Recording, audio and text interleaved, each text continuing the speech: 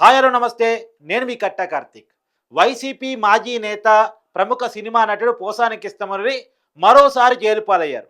మరోసారి జైలు పాలు కావటం ఏంటి? ఆల్రెడీ ఆయన జైల్లోనే ఉన్నాడు కదా అనే సందేహం మీకు రావచ్చు. కారణం ఏంటంటే గత కేసుల్లో పోసాని కృష్ణమురళి జైలు పాలైన మాట వాస్తవం.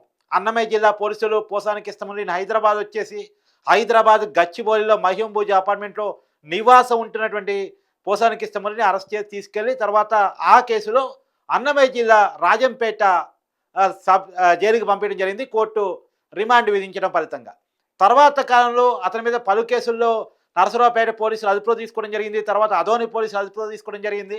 ఆ కేసుల్లో పోసాని కృష్ణమురళి అదోని జైల్లో ఉంటూ, అంటే కర్నూలు జిల్లా జైల్లో ఉంటూ బెయిల్ సంపాదించుకోవడం జరిగింది. బెయిల్ వచ్చింది కదా, బయటికి రాబోతున్నాను కదా అని పోసాని కృష్ణమురళి సంతోషం వ్యక్తం చేశారు. వైసీపీ క్యాడర్ కూడా, కార్యకర్తలు కూడా సంతోషం వ్యక్తం చేశారు.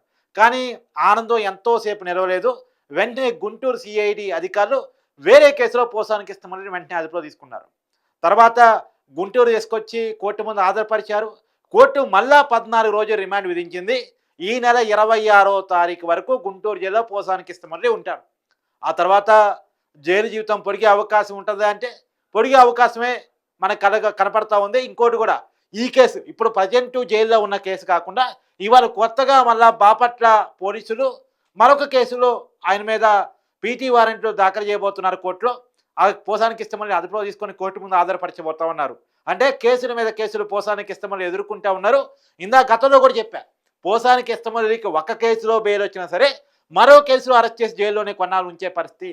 ఎందుకంటే అతను మాట్లాడిన డైలాగులు అలాంటివి, అతను పెట్టిన ప్రెస్ మీట్లు అట్లాంటివి. అతను ఒకరిని కాదు, పవన్ కళ్యాణ్ని టార్గెట్ చేశాడు, చంద్రబాబు నాయుడిని టార్గెట్ చేశాడు, తర్వాత వీరిద్దరినీ కాకుండా నారా లోకేష్ని పర్సనల్గా టార్గెట్ చేశాడు, వాళ్ళ ఇంట్లో ఉన్న ఆడవాళ్ళని టార్గెట్ చేశాడు, ఒక కులాన్ని టార్గెట్ చేస్తూ కూడా ప్రెస్ మీట్ పెట్టాడు. అంటే రకరకాల టైంలో రకరకాల విషయాలని టార్గెట్ చేస్తూ ప్రెస్ మీట్ పెట్టాడు. కాబట్టి ఈ మధ్య కాలంలో టీవీ5 చైర్మన్గా ఉన్నటువంటి బిఆర్ నాయుడు, టీటీడీ చైర్మన్గా ఉన్నారు ప్రజెంట్ ఆయన కూడా టార్గెట్ చేస్తూ ప్రెస్ మీట్ పెట్టి మాట్లాడే ప్రయత్నం చేశారు. ఇప్పుడు బాపట్ల పోలీసులు నమోదు చేసిన కేసు బిఆర్ నాయుడు మీద పోసాని కృష్ణమురళి చేసినటువంటి అభ్యంతరకరమైన కామెంట్స్కి సంబంధించిన కేసు. సో కాబట్టి పోసాని కృష్ణమురళి అనేక మందిని అనేక సార్లు టార్గెటెడ్గా మాట్లాడారు. కాబట్టి అనేక కేసులు పోసాని కృష్ణమురళి మీద నమోదవుతూ ఉన్నాయి. పోసాని కృష్ణమురళి ఇప్పటి వరకు రాజంపేట జైలు చూశారు, తర్వాత కర్నూలు జైలును చూశారు, కర్నూలు జైల్లో కొన్నాళ్ళు గడిపారు, రాజంపేట జైల్లో కొన్నాళ్ళు గడిపారు, తర్వాత ఇప్పుడు గుంటూరు జైల్లో ప్రజెంటు మన పోసాని కృష్ణమురళి గడుపుతూ ఉన్నారు. సో 2 రాజధానులు కవర్ చేశారు, రాయలసీమ ప్రాంతాన్ని కవర్ చేశారు. అంటే 3 రాజధానుల సిద్ధాంతం జగన్మోహన్ రెడ్డిది కాబట్టి చెప్తున్నాను. కర్నూలుని కవర్ చేశారు, తర్వాత గుంటూరుని కవర్ చేశారు, నెక్స్ట్ వైజాగ్ని ఏమైనా కవర్ చేస్తారా అనేటువంటిది కూడా చూడాల్సినటువంటి పరిస్థితి కనపడతా ఉంది. ఎనీవే, కొన్నాళ్ళుగా కొన్ని రోజులుగా పోసాని కృష్ణమురళి వరుసగా జైలు మారుతున్నాయి తప్ప జైలు జీవితం మాత్రం మారట్లేదు. అయితే పోసాని కృష్ణమురళి నిన్న జడ్జి గారి ముందు కొన్ని కీలకమైన కామెంట్ చేశారు. నాకు ఆరోగ్యం బాగలేదు, నేను ఆత్మహత్య చేసుకుంటే నాకు బెయిల్ ఇవ్వకపోతే నాకు ఆత్మహత్య శరణ్యం అన్నట్టు చెప్పే ప్రయత్నం చేశారు. నిజానికి అలా మాట్లాడకూడదు, మరి అతనికి ఎవరు అలా చెప్పారో తెలియదు. కానీ ఆరోగ్యం బాగలేదు, నా పరిస్థితి బాగలేదు, నాకు బెయిల్ ఇవ్వండి అనే పదం వరకు ఓకే, బెయిల్ ఇవ్వకపోతే నేను చచ్చిపోతా అనేటువంటి పదం ఏదైతే ఉందో అది కరెక్ట్ కాదు అనేటువంటిది న్యాయ నిపుణులు చెప్తా ఉన్నారు. ఆ పదం ఖచ్చితంగా మళ్ళా పోసాని కృష్ణమురళికి ఇబ్బందికరంగా మారే అవకాశం ఉంటుంది అని చెప్పేసి కూడా న్యాయ నిపుణులు చెప్తా ఉన్నారు. అంటే నిజానికి పోసాని కృష్ణమురళి తన గుండెది గట్టిది కానప్పుడు, అతనికి 2 సార్లు హార్ట్ సర్జరీ జరిగినప్పుడు, మరి వేరే వాళ్ళ గురించి అలా మాట్లాడే ముందు తన ఆరోగ్య పరిస్థితి ఏంటి, తన కుటుంబ పరిస్థితి ఏంటి, తన పరిస్థితి ఏంటి, ఇలా మాట్లాడడం కరెక్టా కాదా, చట్టం ఏం చెప్తుంది అనేది ఆలోచించాలి కదా. చదువుకోని వ్యక్తి ఎవరో మాట్లాడారంటే వేరు. Posani Krishnamurali higher educated, intellectual, సినిమాల్లో రైటరు, డైరెక్టరు, ప్రొడ్యూసరు, యాక్టరు. చాలా కాలంగా ఒక దశాబ్దానికి పైగా సినిమా ఇండస్ట్రీలో పోసాని కృష్ణమురళి ఉన్నారు.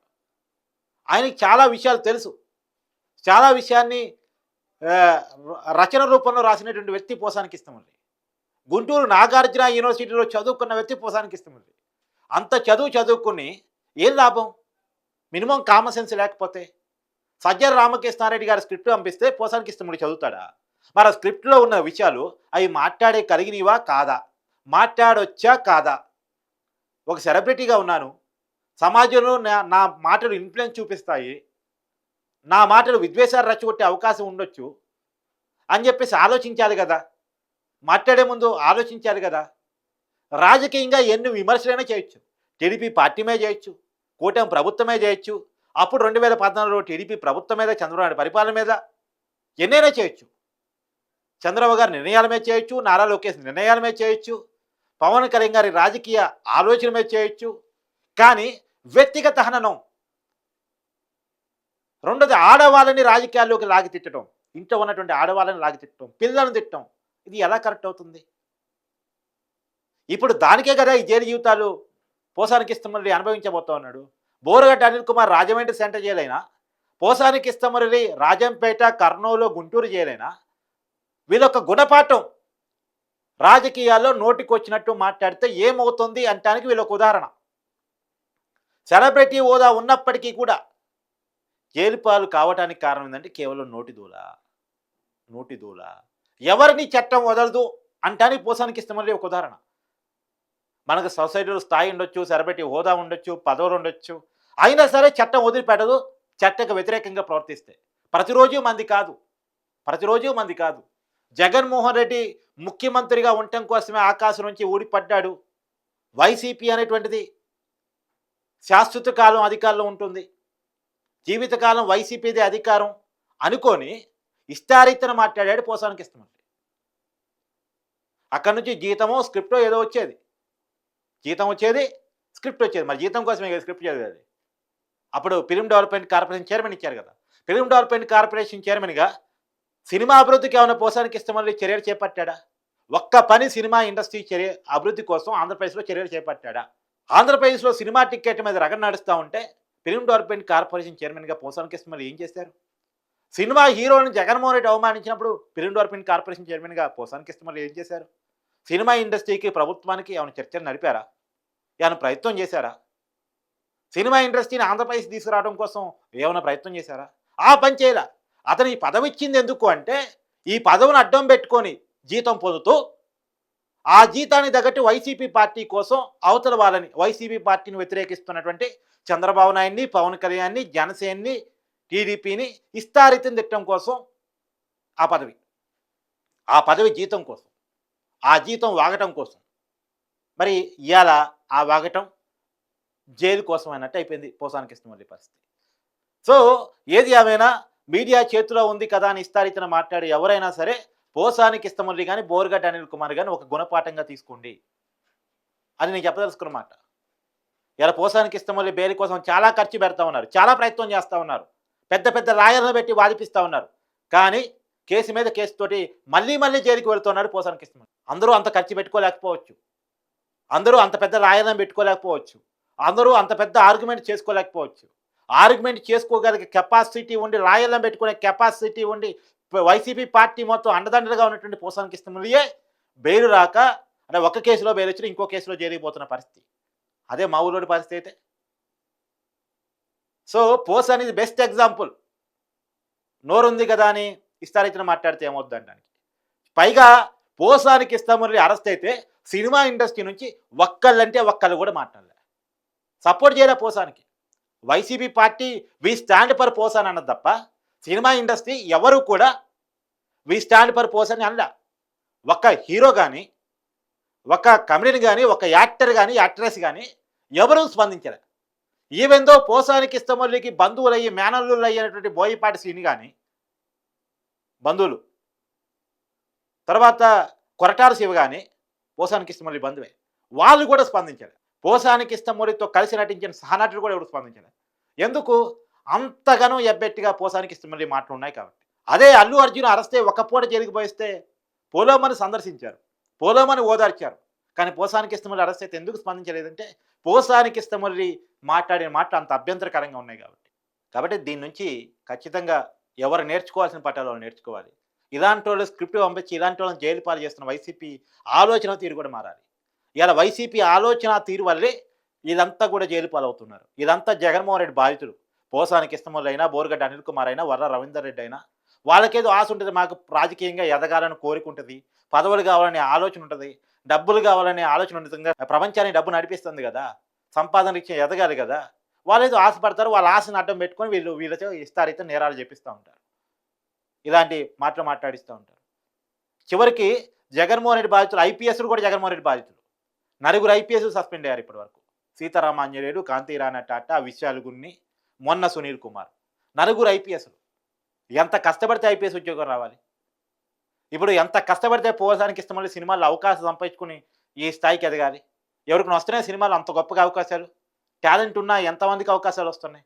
కానీ పోసానికి ఇష్టమల్లికి టాలెంట్ ఉంది, అవకాశం వచ్చింది, దాన్ని నిరూపించుకున్నాడు, జనం తప్పట్లు కొట్టారు. కానీ కేవలం ఒక తప్పుడు చర్యల వల్ల, ఒక తప్పుడు పార్టీలో ఉండటం వల్ల. గతంలో పోసానికి ఇష్టమల్లి చంద్రబాబు నాయుడు అభిమాని. చంద్రబాబుకి అనుకూలంగా పేపర్ యాడ్లు ఇచ్చాడు. పవన్ కళ్యాణ్ చిరంజీవికి సపోర్ట్‌గా పేపర్ యాడ్లు ఇచ్చాడు. ప్రజారాజ్యం పార్టీలో జాయిన్ అయ్యాడు. ప్రజారాజ్యం పార్టీలో 2009లో టికెట్ ప్రజారాజ్యం పార్టీ ఇస్తే ఎమ్మెల్యేగా పోటీ చేశాడు, ఓడిపోయాడు. అలాంటోడు మంచిగానే ఉండే వ్యక్తి సావాస్తోసం జగన్మోహన్ రెడ్డి ఎప్పుడైతే పట్టిందో, వైసీపీతో ఎప్పుడైతే పట్టిందో, వైసీపీ స్క్రిప్ట్‌లో ఎప్పుడైతే పోసానికి ఇష్టమని చదవటం మొదలుపెట్టాడో, అప్పటినుంచే పోసానికి ఇష్టమల్లికి జనం దూరమయ్యారు, సినిమా ఇండస్ట్రీ దూరమైంది, అవకాశాలు దూరమైనయి, చివరికి బంధువులు దూరమయ్యారు, జీవితం జైలు పాలైంది. ఏం సాధించారు ఈ నోటు దూలతోటి?